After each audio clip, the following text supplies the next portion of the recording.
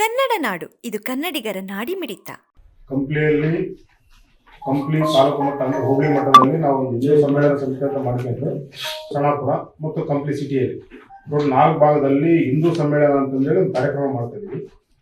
ಕಾರ್ಯಕ್ರಮದ ದಿನಾಂಕ ಈಗಾಗಲೇ ಕಂಪ್ಲಿದು ಒಂದು ಆಗಿದೆ. ಅದು ಕೊಟಾಲ್ ರಸ್ತೆಯಲ್ಲಿ ಮುರಳೀಕೃಷ್ಣ ರೈಸ್ ಮಿಲ್ ಇದೆ, ಕೊಟ್ರೇಶಯರ್ದು ರೈಸ್ ಮಿಲ್ ಪಕ್ಕದ ಮುಂದಿನ ಭಾಗದಲ್ಲಿ ಅದನ್ನು ಮಾಡ್ತಾ ಇದ್ವಿ.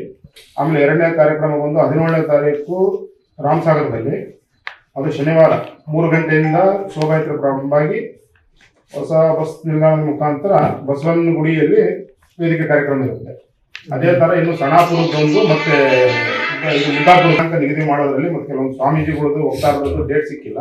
ಹಂಗಾಗಿ ಅದ್ರ ಕಾರಣಕ್ಕೆ ಅವೆರಡು ಕಾರ್ಯಕ್ರಮದಿಂದ ಪೆಂಡಿಂಗ್ ಐತೆ. ಈ ಕಂಪ್ಲಿದು ರಾಮಸಾಗರದ್ದು 2 ದಿನಾಂಕ ನಿಗದಿ ಆಗಿರುತ್ತದೆ. ಕಂಪ್ಲಿಯಲ್ಲಿ ಫಸ್ಟ್ ಶೋಭಾಯಾತ್ರೆ ಬಂದು ಉದ್ಭವ ಮಹಾಗಣಪತಿಯಿಂದ ಪ್ರಾರಂಭವಾಗಿ ಮಧ್ಯಾಹ್ನ 3 ಗಂಟೆಗೆ, 4 ಗಂಟೆಗೆ ಶೋಭಾಯಾತ್ರೆ ಮುಗಿಸ್ಕೊಂಡು ಅಲ್ಲಿ ವೇದಿಕೆ ಕಾರ್ಯಕ್ರಮ ಬಂದು ರೈಸ್ ಮಿಲ್ ಹತ್ರ, ಕೊಟ್ರೇಶಯರ್ ರೈಸ್ ಮಿಲ್ ಮುಂದೆ ಕೊಟಾಲ್ ರಸ್ತೆ KS ಭವನ್ ಆಪೋಸಿಟ್ ಅಲ್ಲಿ ವೇದಿಕೆ ಕಾರ್ಯಕ್ರಮ ಮಾಡ್ತೀವಿ. ಆ ವೇದಿಕೆಗೆ ಬೆಳ್ಳಾವಿ ಕಾರದಾನೇಶ್ವರ ಮಠದ ವೀರಬಸಯ್ಯ ಶಿವಾಚಾರ್ಯರು ಅಂತ ಹೇಳಿ ಬೆಳ್ಳಾವಿ ತುಮಕೂರು ಆ ಸ್ವಾಮೀಜಿಯವರು ವೇದಿಕೆಯಲ್ಲಿ ಸಾನ್ನಿಧ್ಯ ವಹಿಸ್ತಾರೆ. ಅದ್ರ ಜೊತೆಯಾಗಿ ಎಮ್ಮಿನೂರು ಹಂಪಿ 3000 ಮಠದ ಸ್ವಾಮೀಜಿಯವರು ಬರ್ತಾರೆ, ಪ್ಲಸ್ ಕಂಪ್ಲಿ ಕಲ್ಮಠ ಸ್ವಾಮೀಜಿಯವರು ಬರ್ತಾರೆ, ಮತ್ತೆ ಒಬ್ಬರು ವಕ್ತಾರರಾಗಿ ರವೀಂದ್ರ ಜಿ ಅಂತ ಬರ್ತಾರೆ. ಇದು ಕಂಪ್ಲಿಯಲ್ಲಿ ವೇದಿಕೆ ಕಾರ್ಯಕ್ರಮ ಇರುತ್ತದೆ. ಅದೇ ತರ ರಾಮಸಾಗರದ್ದು ಒಂದು ಕಾರ್ಯಕ್ರಮ 17ನೇ ತಾರೀಕು ಡೇಟ್ ಫಿಕ್ಸ್ ಆಗುತ್ತೆ. ಅದು ಸ್ವಾಮೀಜಿಯವ್ರದ್ದು ವಕ್ತಾರದ್ದು ಅದು ತಿಳಿಸ್ತೀವಿ. ಆಮೇಲೆ ನೆಕ್ಸ್ಟ್ ಇನ್ನ 2 ಸಣಾಪುರದ್ದೊಂದು ಮುದ್ದಾಪುರದ್ದೊಂದು, ಅಲ್ಲಿ ಸ್ವಲ್ಪ ಇದ್ರದ್ದು ಡೇಟ್ ಇಂದ ಫೈನಲ್ ಆಗಿಲ್ಲ, ಇವತ್ತು ನಾಳೆ ಫೈನಲ್ ಆಗೈತೆ. ಫೈನಲ್ ಆದ ತಕ್ಷಣ ಅದ್ರದ್ದು ವಿಷಯ ತಿಳಿಸ್ತೀವಿ.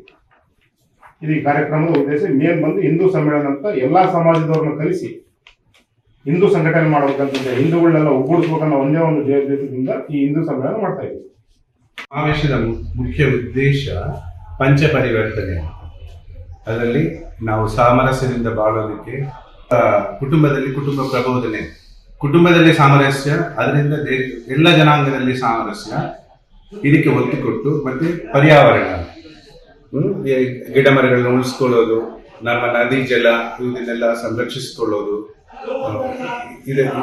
ಅದರ ನೈರ್ಮಲ್ಯತೆಯನ್ನು ಕಾಪಾಡೋದು, ಮತ್ತೆ ವ್ಯಾಜ್ಯರಹಿತ ಸಮಾಜ, ಇದಕ್ಕೆ ಒತ್ತು ಕೊಟ್ಟು ಎಲ್ಲರೂ ಸಾಮರಸ್ಯದಿಂದ ಸಂಘರ್ಷ ಇಲ್ಲದೆ ಬದುಕೋಕೆ ಎಲ್ಲ ಇದನ್ನ ಎಲ್ಲರಿಗೂ ತಿಳಿಸುವಂಥದ್ದೇ ಮುಖ್ಯ ಉದ್ದೇಶ ಈಗ ಸಮಾವೇಶದ್ದು.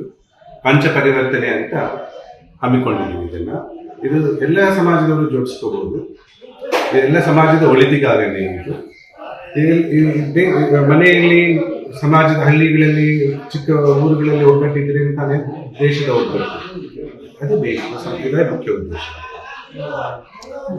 ಸಾಮರಸ್ಯ ಅನ್ನೋದು ನಮ್ಮ ಮನೆಯ ಮುಖಾಂತರ, ನಮ್ಮ ಮನೆ ಸುತ್ತಮುತ್ತಲು ಇರ್ತಕ್ಕಂಥ ಎಲ್ಲರೂ ಒಂದೇ ಜಾತಿ, ಒಂದೇ ಮತ ಅಂತೇಳಿ ಭೇದ ಭಾವ ಇಲ್ದಂಗೆ ತೊಡಗಿಸ್ಬೇಕು ಅನ್ನೋದು ಒಂದು ಗುರಿ ಇಟ್ಕೊಂಡು. 2ನೇ ಬಂದ್ಬಿಟ್ಟು ಸ್ವದೇಶಿ ಉತ್ಪನ್ನ ಬಳಕೆ.